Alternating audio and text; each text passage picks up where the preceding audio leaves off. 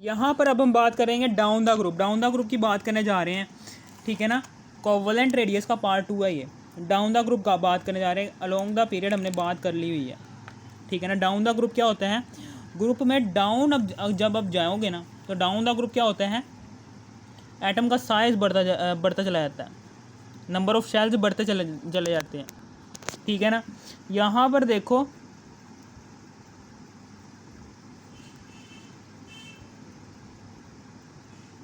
Down the group number of shells बढ़ते चले जाते हैं, यानी कि ये देखें,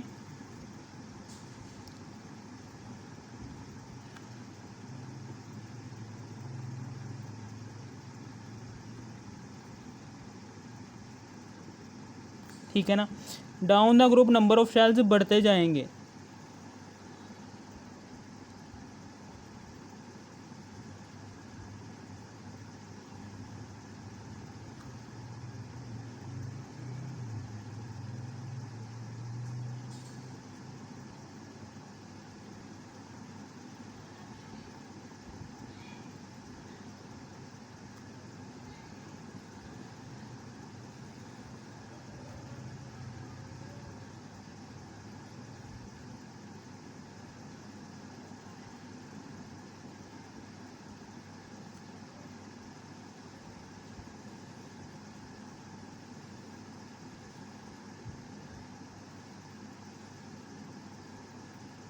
यहाँ पर देखो, यहाँ पर एक शेल है, यहाँ पर हो गए 2 शेल, यहाँ पर हो गए 3 शेल, यहाँ पर हो गए 4 शेल। शेल बढ़ते चले जा रहे हैं। और यहाँ पर इलेक्ट्रॉन्स भी बढ़ते जाए। यहाँ पर 2 इलेक्ट्रॉन होंगे, यहाँ पर 2 शेल हैं, तो दूसरे शेल में 8 दूसरे शेल में 8 होते हैं और बीच वाले शेल में 10 होते हैं। 10 इलेक्ट्रॉन होंगे यहाँ पर। यहाँ पर कितने होंगे? 8 8 8 दूनी 16, 16 और 2 16 17 18 18 इलेक्ट्रॉन लगा लो, 18 इलेक्ट्रॉन होते हैं। यहाँ पर कितने हैं? 1 2 3 3 3 8 24 24 25 26 इलेक्ट्रॉन लगा लो, ठीक है ना। नंबर ऑफ़ शेल्स भी बढ़ते जा रहे हैं और इलेक्ट्रॉन्स भी साथ साथ बढ़ते जा रहे हैं, जिसकी वजह से यहाँ पर क्या था? यहाँ पर ऐसा नहीं था। यहाँ पर नंबर ऑफ़ शेल 2 ही थे। नंबर ऑफ़ शेल यहाँ पर सेम ही रहेंगे। पीरियड में नंबर ऑफ़ शेल 2 ही रहेंगे। फ़र्क क्या आएगा? फ़र्क इलेक्ट्रॉन्स में आएगा। इलेक्ट्रॉन्स यहाँ पर कॉन्स्टेंटली बढ़ेंगे। इलेक्ट्रॉन्स कॉन्स्टेंटली बढ़ेंगे, यानी कि एक एक करके। इसमें फॉर एग्जांपल 3 इलेक्ट्रॉन है, तो इसमें आ जाएंगे 4 इलेक्ट्रॉन। इस वाले एटम में 5 इलेक्ट्रॉन, इस वाले एटम में 6 इलेक्ट्रॉन, इस वाले एटम में 7 इलेक्ट्रॉन, ठीक है ना। जैसे जैसे इलेक्ट्रॉन कॉन्स्टेंटली बढ़ेंगे, एक एक करके बढ़ेंगे, एक एक करके बढ़ेंगे। जैसे जैसे एक एक करके बढ़ेंगे ना, हर एक एटम में इलेक्ट्रॉन एक एक करके बढ़ेंगे। जैसे जैसे हर एक एटम में इलेक्ट्रॉन एक एक करके बढ़ेंगे, वैसे वैसे उसी एटम के अंदर न्यूक्लियस के ऊपर जो सा पॉजिटिव चार्ज है, यानी कि न्यूक्लियस के अंदर जो सा प्रोटॉन नंबर है, वो भी एक एक करके हर एक एटम में बढ़ेगा, जिसकी वजह से इफेक्टिव न्यूक्लियर चार्ज न्यूक्लियस का बढ़ जाएगा और वो कांस्टेंट शेल्स को अपनी तरफ हर दफ़ा इक्वल अमाउंट ऑफ फोर्स के साथ अट्रैक्ट करता जाएगा, जिसकी वजह से हर दफ़ा एटम का साइज़ कम होता चला जाएगा पीरियड के अंदर। लेकिन इसमें ऐसा नहीं है। इसमें नंबर ऑफ़ शेल्स जैसे ही बढ़ेंगे तो इलेक्ट्रॉन्स भी वैसे वैसे बढ़ रहे हैं, ठीक है ना। तो यहाँ पर down the group covalent radius कम ज़्यादा हो जाएगा। क्यों ज़्यादा हुआ? ये देखिए, when we move down the group covalent radius increase due to following reason: increase in number of shell down the group shell जो उनसे हैं वो इंक्रीज़ होते जा रहे हैं। इंक्रीज शील्डिंग इफेक्ट, जिसकी वजह से शील्डिंग इफेक्ट बढ़ रहा है। शील्डिंग इफेक्ट किसे कहते हैं? जिसकी वजह से शील्डिंग इफेक्ट क्या हो रहा है? बढ़ रहा है। शील्डिंग इफेक्ट किसे कहते हैं? शील्डिंग इफेक्ट हम किसे कहते हैं? शील्डिंग इफेक्ट उसे कहते हैं कि जिसमें न्यूक्लियस की अट्रैक्शन वैलेंस शेल के इलेक्ट्रॉन्स के लिए बहुत ही कम हो जाती है, क्योंकि वहाँ पर जो उनसे इनर इलेक्ट्रॉन्स आ रहे होते हैं वैलेंस शेल के अंदर, जो उनसे इनर शेल्स आ रहे होते हैं, उन इनर शेल्स के अंदर इलेक्ट्रॉन्स रिवॉल्व कर रहे होते हैं। वो इनर शेल्स के इलेक्ट्रॉन्स क्या करते हैं, ये न्यूक्लियस की अट्रैक्शन को वैलेंस शेल की तरफ पहुंचने नहीं देते, जिसकी वजह से न्यूक्लियस की अट्रैक्शन वैलेंस शेल के इलेक्ट्रॉन्स के लिए बहुत ही कम हो जाती है। इसे हम कहते हैं शील्डिंग इफेक्ट।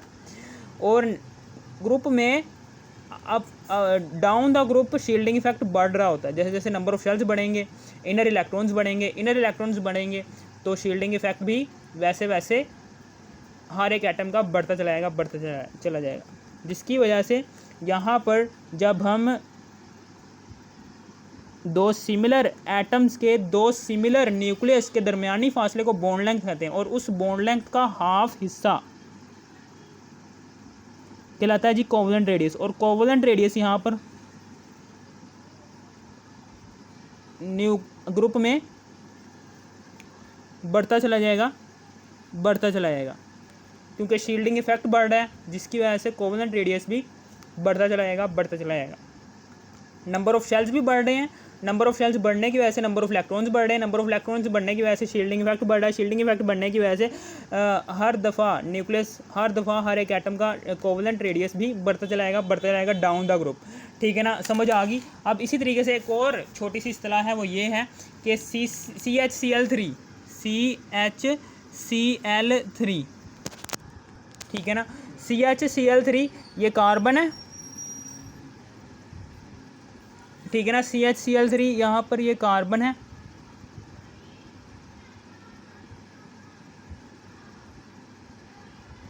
एक ये क्लोरीन का एटम है, एक यहाँ पर क्लोरीन का एटम है, और एक यहाँ पर क्लोरीन का एटम है, और एक छोटा सा एटम यहाँ पर है हाइड्रोजन का। ये है जी क्लोरीन का एटम, ये भी क्लोरीन का एटम, ये भी क्लोरीन का एटम, ये हाइड्रोजन का एटम, और ये बीच में कार्बन है CHCl3। ठीक है ना, समझ आ गई आपको। इसे हम कहते हैं CHCl3। इसके न्यूक्लियस से, इसके कार्बन के न्यूक्लियस से क्लोरीन के न्यूक्लियस के दरमियान का फासला हम क्या कहलाते हैं, बॉन्ड लेंथ। ये बॉन्ड लेंथ होती है CCl की बॉन्ड लेंथ होती है 176.7 पिकोमीटर। ठीक है ना, समझ आ गई। और यहाँ पर जो सा रेडियस होता है क्लोरीन, यानी कि क्लोरीन एटम के न्यूक्लियस से क्लोरीन एटम के वैलेंस शेल का फासला, इसे हम कहते हैं radius of, atomic radius of chlorine. ये होता है जी 99 पिकोमीटर। अगर आपके पास वो कहता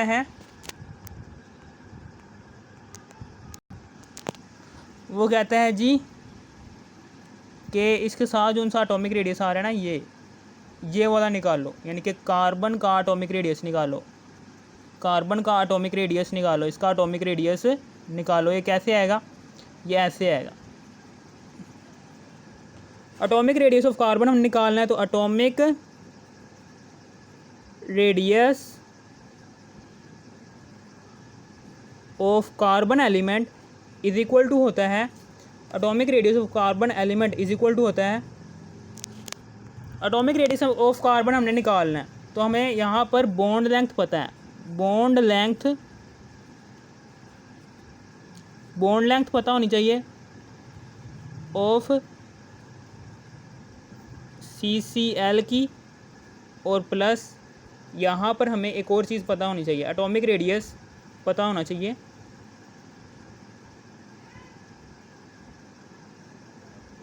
ऑफ क्लोरीन एटम का। जैसे ही बॉन्ड लेंथ को माइनस कर देंगे atomic radius of chlorine atom से, एटॉमिक रेडियस ऑफ कार्बन, यानी कि ये वाला कार्बन, इस कार्बन का एटॉमिक रेडियस कैलकुलेट करना है। ये जो सा कार्बन है ना, इस कार्बन का हमने एटॉमिक रेडियस कैलकुलेट करना है। ठीक है ना, एटॉमिक रेडियस इसका कैलकुलेट करना है, ये जो से ये वाला कार्बन का। ठीक है ना, तो बॉन्ड लेंथ कितनी है हमारे पास, बॉन्ड लेंथ CCl की है जी 176.7। ठीक है ना, 176.7 पिकोमीटर है। और इसी तरीके से एटॉमिक रेडियस ऑफ क्लोरीन है, क्लोरीन का एटॉमिक रेडियस हमारे पास पता है जी 99 पिकोमीटर है। और अब उसके बाद इन दोनों को माइनस करेंगे, यहाँ पर आ जाएगा 77 0.7 पिकोमीटर। ये आ जाएगा हमारे पास कार्बन का atomic radius. Atomic radius of carbon, carbon का एटॉमिक रेडियस हमारे पास ये आ गया। ठीक है ना, समझ आ गई। कार्बन का एटॉमिक रेडियस यानी कि ये जो सा कार्बन है ना, ये दरम्यान में एग्जिस्ट कर रहा है, इस कार्बन का एटॉमिक रेडियस हमने निकाल लिया। जब हमारे पास कार्बन और क्लोरीन, जब हमारे पास दो डिफरेंट एटम्स के दरमियान जो उनसे दो डिफरेंट न्यूक्लियस एग्जिस्ट कर रहे हैं, उन दो डिफरेंट न्यूक्लियस के दरमियान का डिस्टेंस हमें पता हो और उन दो डिफरेंट एटम्स में से किसी एक एटम का एटॉमिक रेडियस हमें पता हो,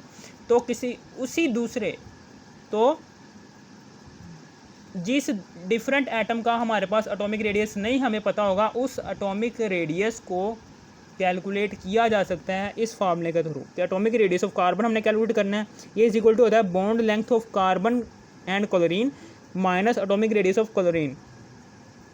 ठीक है ना, समझ आ गई आपको।